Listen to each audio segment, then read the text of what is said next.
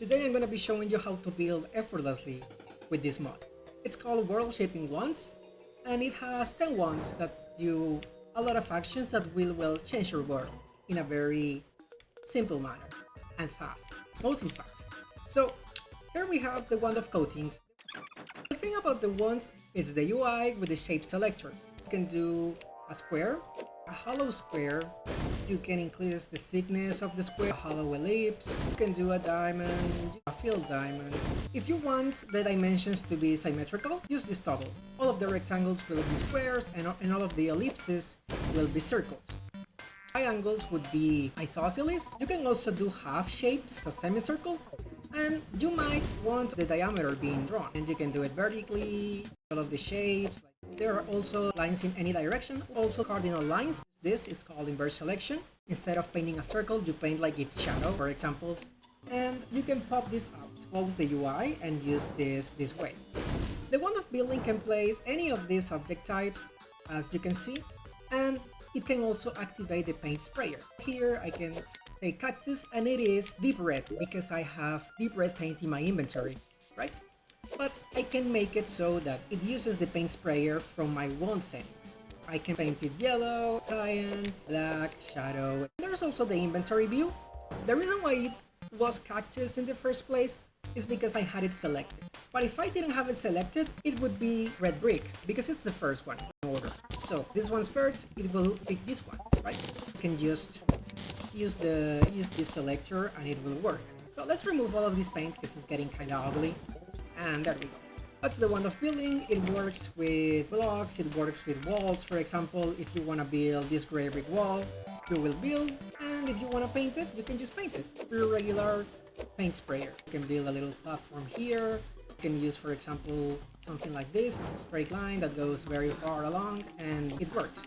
The wand of replacement does what you would imagine it does, right? It replaces a chosen block with the second one in your inventory. So if these aren't selected, it will replace the first one with the second one. So this one will replace Genspark diamond blocks with red brick, right? But if you specify, for example, let's say I want to replace cactus with adamantite ore. Here we go, and that's it. Only the cactus is getting replaced. Wand of replacement will replace only the tiles that you want to replace. Let's say you don't want overriding tiles. So what you can do is just turn off block swap. It will not place blocks where there are already blocks. And that's about it. This one can also actuate blocks that you place. This is gonna actuate the things that I place. You can just turn it off and they won't be actuated. What if I just want the vanilla behavior? So this is pretty much the vanilla behavior. I don't know why it looks so weird. Luminite is certainly a block of all time. It just copies whatever this state was. Let's talk about wand of dismantling. It destroys whatever you tell it to destroy. Tiles? Yeah, and it will destroy only tiles, because that's the only thing that it's selected to destroy. But if you wanted to destroy walls too, it will destroy the platform and the wall. But if you only wanted to destroy walls and spare the tiles, the dismantling one, the walls are destroyed, the blocks are spared. Normally speaking, you wouldn't be able to destroy this, but if you allow destroy chests and destroy tiles, it will collect it. It will pretty much collect it. And let's say the chest is locked. Now, we won't be able to destroy this, right? Of course not. But we might be able to destroy it if we have the settings that we need. For example, here we have Sandbox options, and we have how to open chests on destruction. Okay, but we have the setting. What are we missing? We're missing the key. It will unlock it and it will pick it up. Just like that. And you can also ignore the requirements, because there's also a setting to ignore the requirements. Before we move on, I want to talk to you about the modes. This is a cycling item, just like the Shellphone. For example, this is the instant mode. Destroys.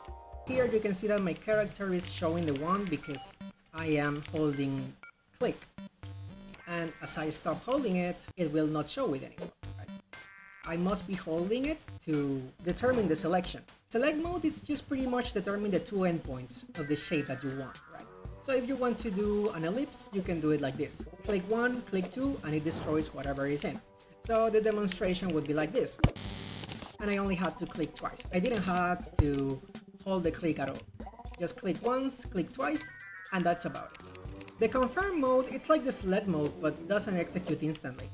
So you have it here, and you can decide whenever you want to do this. That's the confirm mode. If you don't want to do it, you just right click. And this is universal, right? Every single action can be cancelled with right click. So this one, every single action.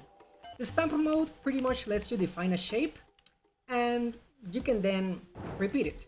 So for example, if we have this and I want to place a bunch of circles of luminite, it first determines the shape, and now I can determine where I want to use it with my mouse. I can just do it repeatedly.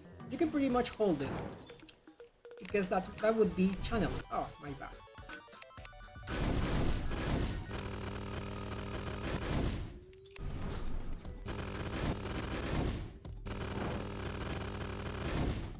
All of the ones have this.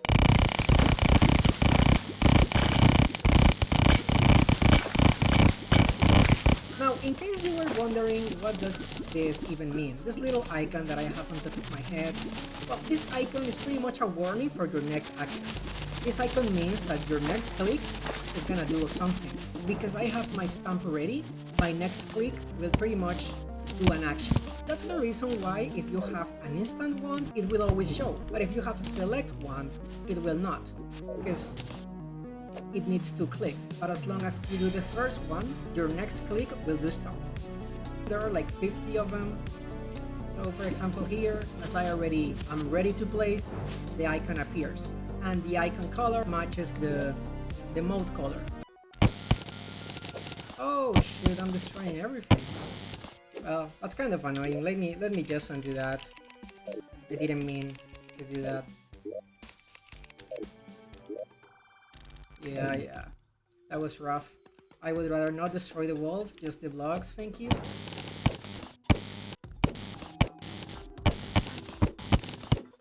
If you don't want to pick up blocks, you can pretty much just go to Sandbox and toggle vacuum drop items. That's far away, I should not be able to pick it up, but the items are getting vacuumed, teleported to my position.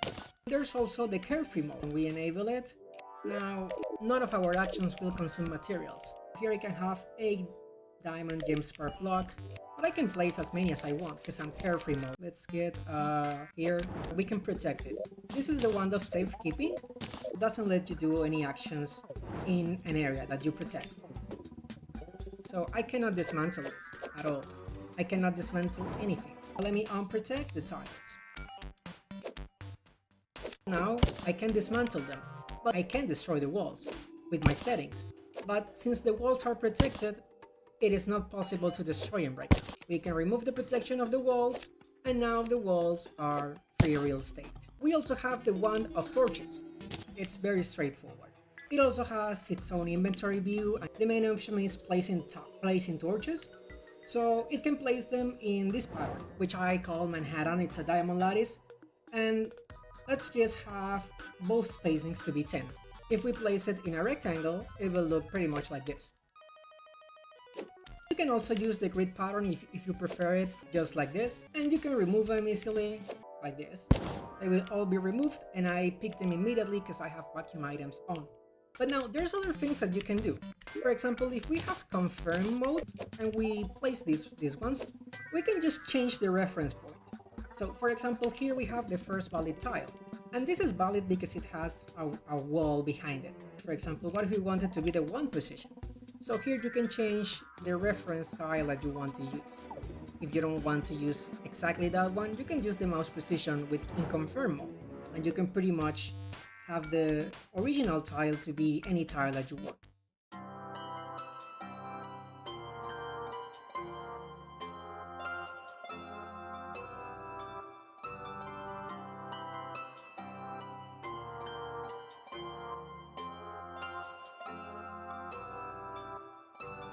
Well, let's say that you want to place torches in this thing, right? You want to place torches here, but what you can do is use the torch wheel wand.